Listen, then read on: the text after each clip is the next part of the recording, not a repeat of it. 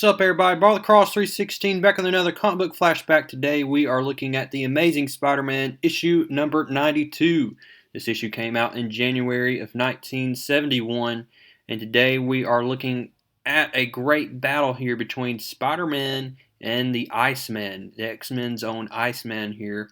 And so we have a pretty cool issue as we're continuing the storyline here with Sam Bullit, who is a promising person here who's basically wanting to become the new DA of New York City, and he has caught Spider-Man in the crossfires here. I mean, he has basically caught Spider-Man in the act, as Spider-Man from last issue, as we ended last issue, dove right into Peter Parker's apartment here, and Gwen Stacy was also in the apartment with Sam Bullit here. So now what is Spider-Man going to do here to cause a distraction here? So what he's going to do here, as we are going to soon find out, is he's going to dive through the window with Gwen Stacy in his arms. And so that's how we're going to start this issue. But before we get into more of this issue, go ahead, give this video a like, comment down below what you liked about this story when you get done watching this. And as always, let's go ahead and give credit where credit is due. This issue is brought to you by Stan Lee, who wrote this issue. We have the art by Gil Kane and John Romita, and the lettering by Artie Simek. So we see here that to cause a distraction, Spider-Man is going to then dive out of the window with Gwen Stacy, holding Gwen Stacy, and Sam Bullit, as we can see, I mean, just aghast here, just looking out the window. And this is good for Sam Bullit. He's thinking to himself, I don't care what happens to that girl. This is just going to add icing to the cake here, because Spider-Man is doing my job for me. He's proving to everybody in New York City how much of a threat he is and how much Spider-Man could be posing as a killer here, because they still think that Spider-Man is involved with the death of Captain George Stacy. So Spider-Man is scaling this building. Gwen Stacy's like, you masked murderer, you can't frighten me. And she's telling Spider-Man to put her down. But Spider-Man has to do something. He has to get out of the clear. He has to prove to Gwen here as Spider-Man that even though she knows that there's a connection between Spider-Man and Peter Parker, Spider-Man does not want her to think that Peter Parker is Spider-Man. And he basically just wants her to hate Spider-Man but love Peter Parker. So while Spider-Man is swinging through the city with Gwen Stacy in his arms, there's a crowd below and they're all looking, but one of the persons in the crowd happens to be Bobby Drake with his girlfriend here. And we know that Bobby Drake is actually the Iceman. And during this time in 1971, Marvel was printing reprints of the X-Men. There wasn't an ongoing series of the X-Men.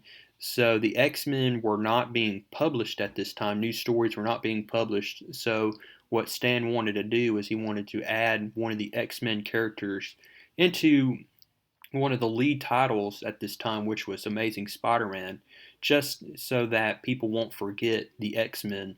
And so that's what we're going to see here, is the main person Spider-Man is going to go up against is Bobby Drake, who is the Iceman. So we see here that he has to break the date with his girlfriend here, and Bobby Drake is soon then going to shed his clothes, ice up as Iceman here, and he's going to go after Spider-Man here. And that's exactly what he's going to do as he forms his own ice bridge. That's how he travels, as we see here.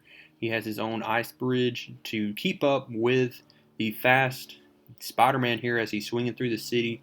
He puts Gwen Stacy down on this rooftop, and he's basically, like I said, trying to persuade Gwen to stop thinking that he was responsible for the death of her father, but she won't have any of it. She still thinks that he's loathsome, he's arrogant, he's a savage, and he has no right to even mention Peter Parker's name.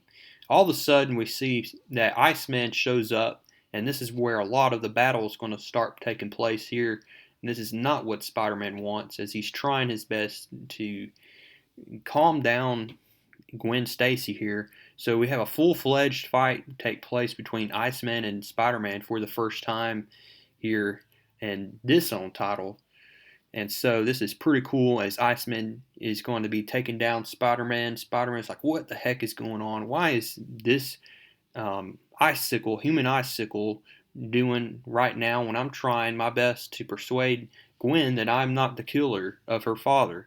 So we see here that Iceman is even going to use some tricks here to make Spider-Man slip on his own ice here, and Gwen Stacy is rooting for Iceman here. She's like, "Be careful, Iceman.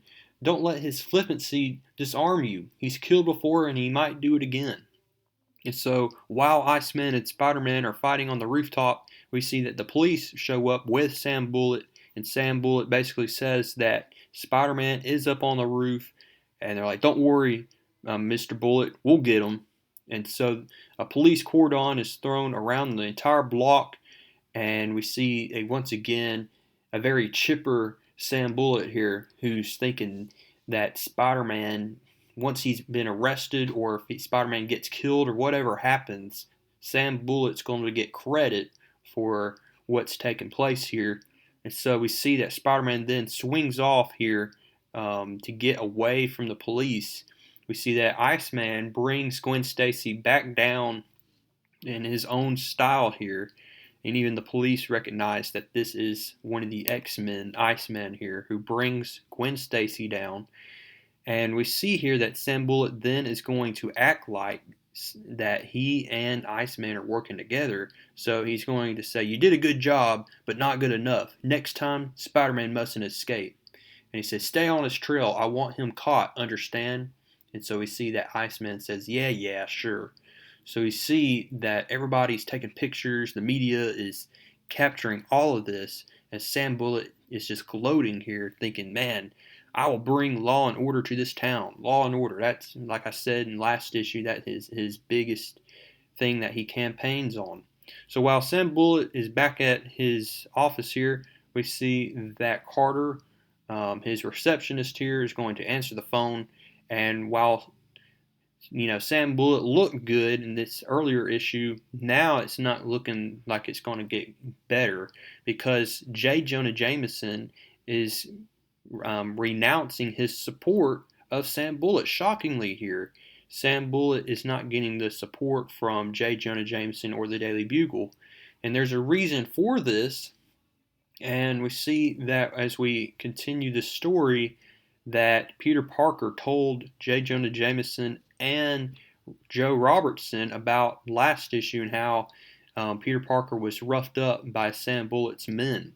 And so now we know that Sam Bullit is panicking here, and he's going to take a trip to the Daily Bugle, and he's going to basically threaten the life of J. Jonah Jameson with this weapon here, or maybe even Joe Robertson.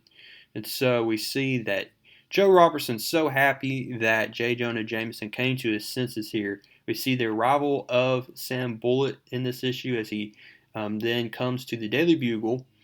And we see here that they reveal to Sam Bullit that Peter Parker works for the Daily Bugle, and he told them about how Sam Bullit's men roughed him up. And also, what we learn here is that Joe Robertson has been keeping tabs on Sam Bullit, and he has his own file about all of the secrets of Sam Bullit and what he's going to do to minorities, and he supports these hate groups, all this information coming forth here. So now Sam Bullit is not getting the support that he wants, and so we see that J. Jonah Jameson says, "Shut up and get out of my office." And he said, "We're now switching our support to Nelson."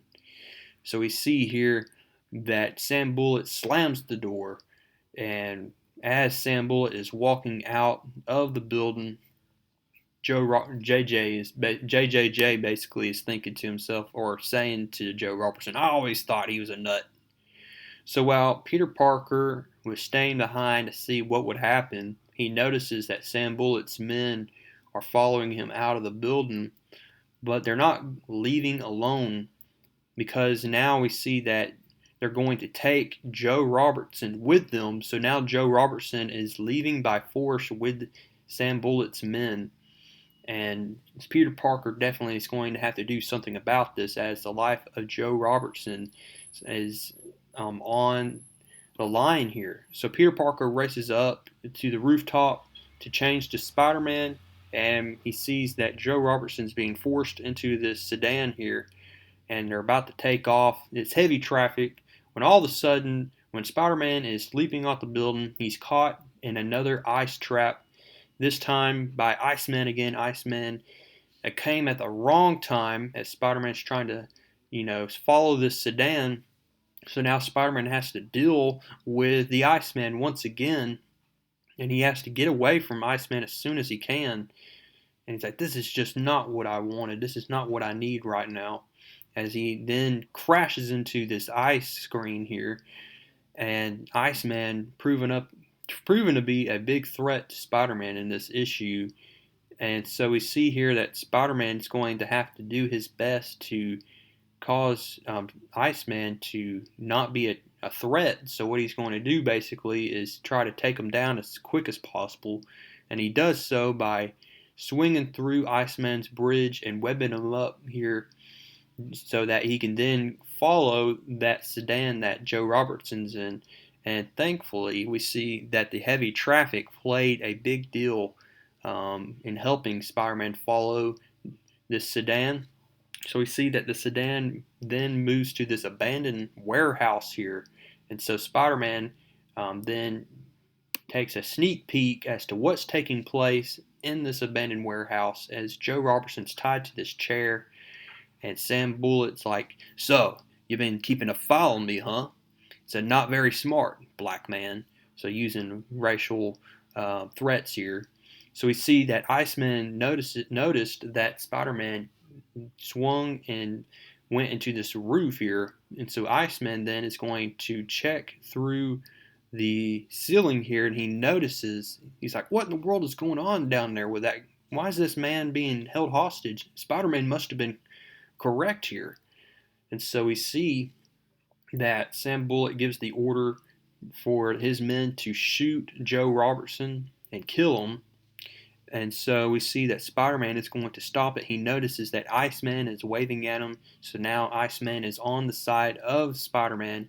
Iceman and Spider-Man then are going to take down these men. They save Joe Robertson as they take down these goons here.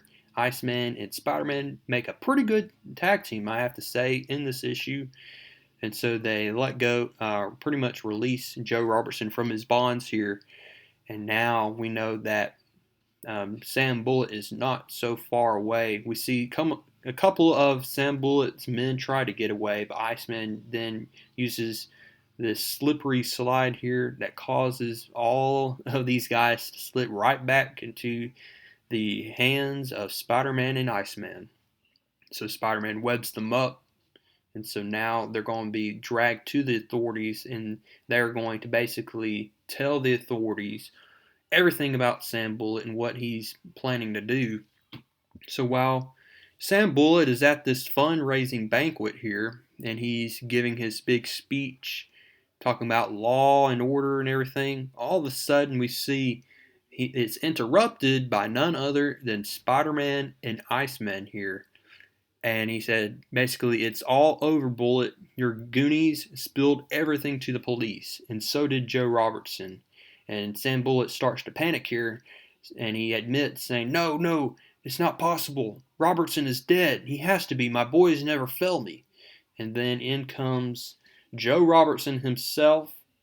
And so all the people at this banquet start to leave. They lose their support of Sam Bullit, and Sam Bullit is then arrested by the police.